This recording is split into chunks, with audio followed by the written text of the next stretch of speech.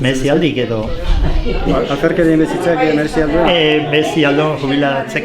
Osa, kaldetu zartak ezara.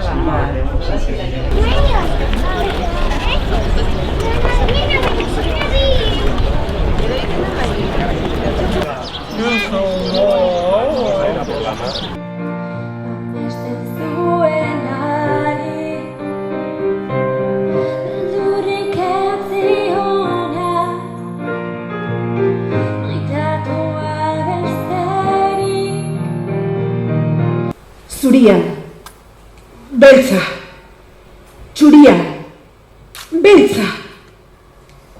Eta koloreak soka utzi zuen. Konturatu ginenean, egun hartan, bizitza ipuin bihurtu zela.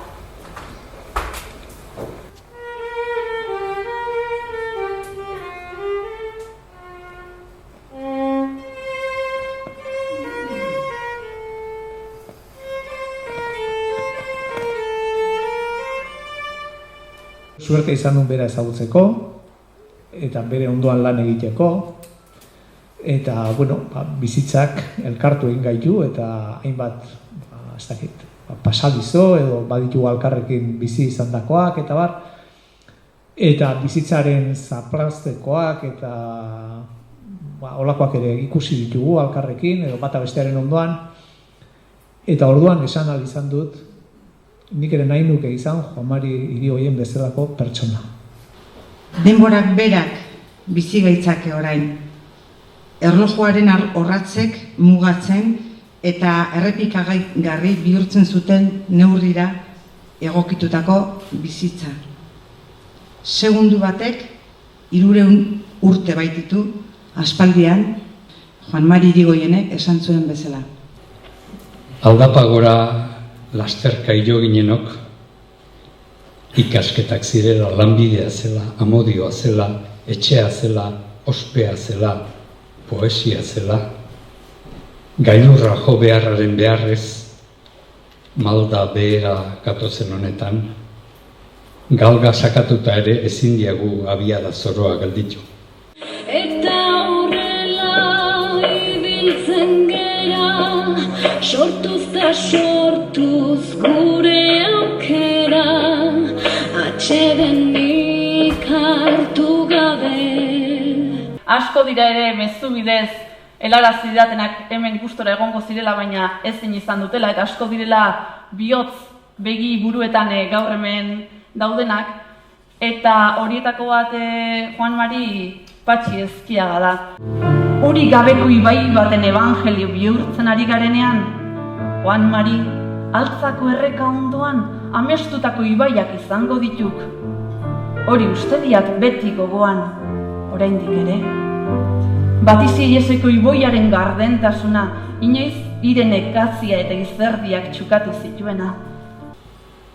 Lur bat arata gozoak gaur nire nia, atzera ezineko bidaia gozagarrian, eta ez du Babilonia. Ipuin batean bezala ari zaik, kalamidade hau, lotxagabe itanoan, nola bestela hiri, Juan Mari.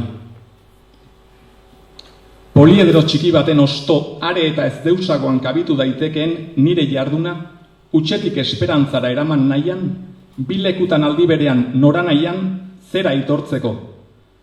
Nire bizitza alaitzen duen arrazoietako bat behinik, bai zelai, oraindik ere denborak noragabe segitzen duen honetan. Mil esker Juan Mari egin eta utzi diguzun guztiagatik, Beasain Arron eta Goierritarron izenean, gure erro, gure kultura, horren barnean dugun igartzaren arimaren erdian, baldin bazaude ere, oroigarri gisa jaso ezazu, igartzaren ertzau, atzean ekaitzen azken bertsoa itxatxita duela.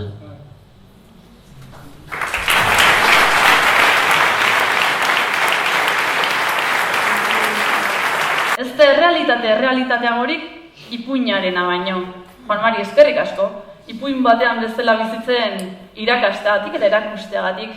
Gaur zure eta gure laguna den Peio Ainorga etorri da arratsaldea ipuin bihurtzera. Eta sentiz ibiltzen da poesiaren egoek antzaldatuta, pozik. Eta ibiltzen da poliki, biziaren musika entzunaz. Di eta da, di eta da. Di, di, bai puia bukatu da.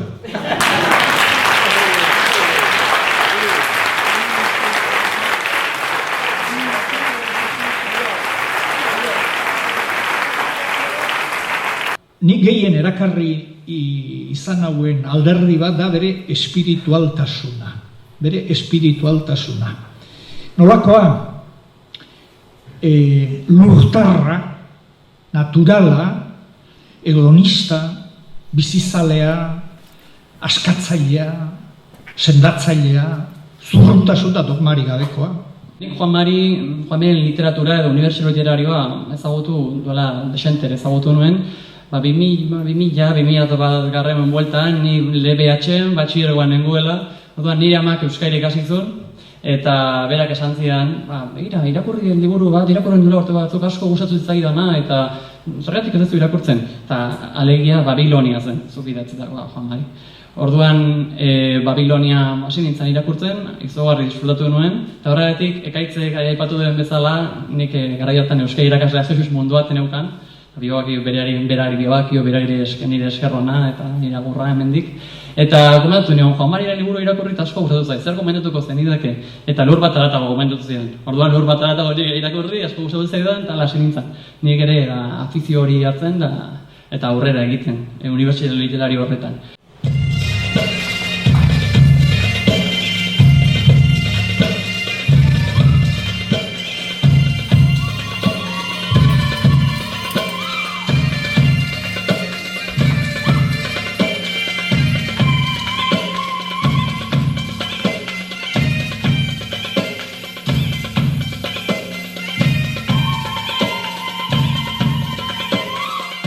Mila 1970ko hamarkadaren erdialdean ikusi indudan lehenengo aldiz. Ezin dudan ezagutzen, Donostiako parte zaharreko kale estu luze baten bukaera aldera ingoen, bakarrik, geldi, zehaztea zail zaidan zerbait izo.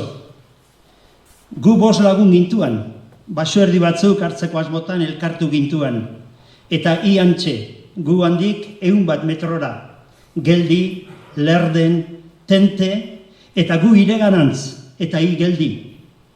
Eta egun batean, zein liburu gomendatuko tari ginela, orduan atera berri zenuen liburari buruz hizketan hasi ginen, eta zera esan omen nion, euskara ikastea mereziz duela, Lur bat aratago liburua irakurtze utxagatik euskara ikastea mereziz duela. Euskaldegi guztion izenean, eskerrak eman dizkizut, irakurriz gozatzeko aukera izan dugulako. Eskerrak asko.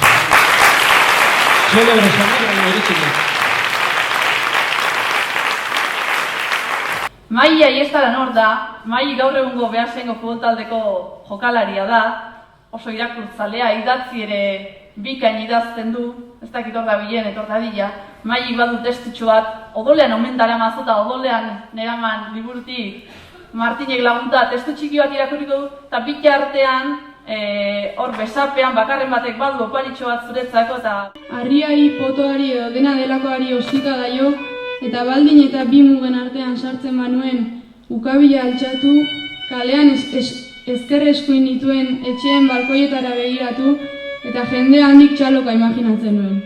Txaloka eta oiuka. Gol, gol, gol!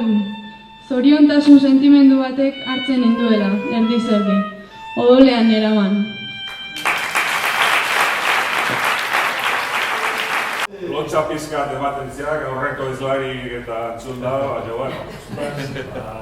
Gazteago ginenen lagunan partetik, hemengo metro gutxitara torrika ibili ginenak, baloien atzetik, atzea eta aurrea batzuk, ostikoka baloiai, beste batzuk baloian katan dantzan etzela, nire kasuen. Eta, bueno, hartu zako paritxo.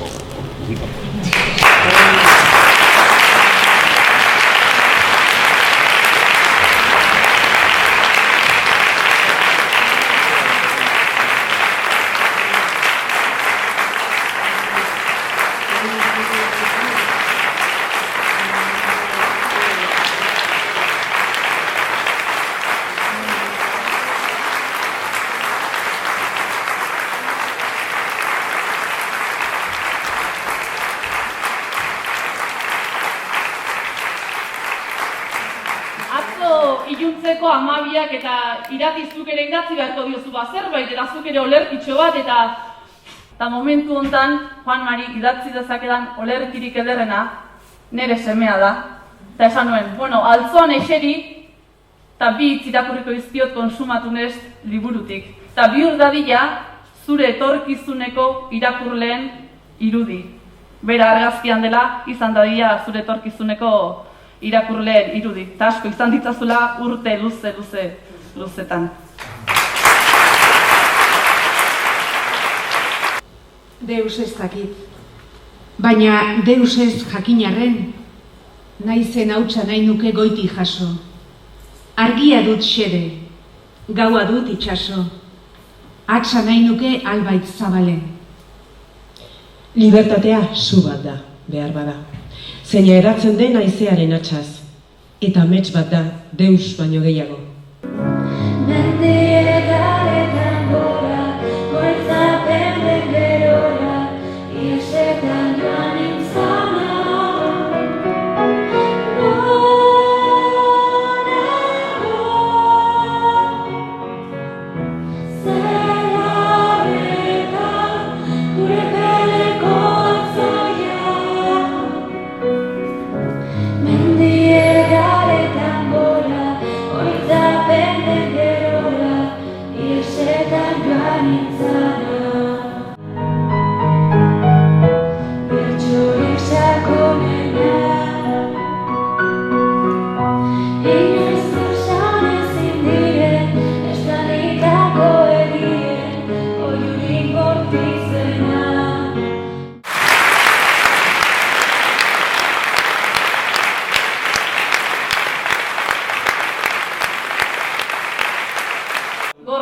Bihotzaren txoko txiki horretan gaurko momentu hauxe.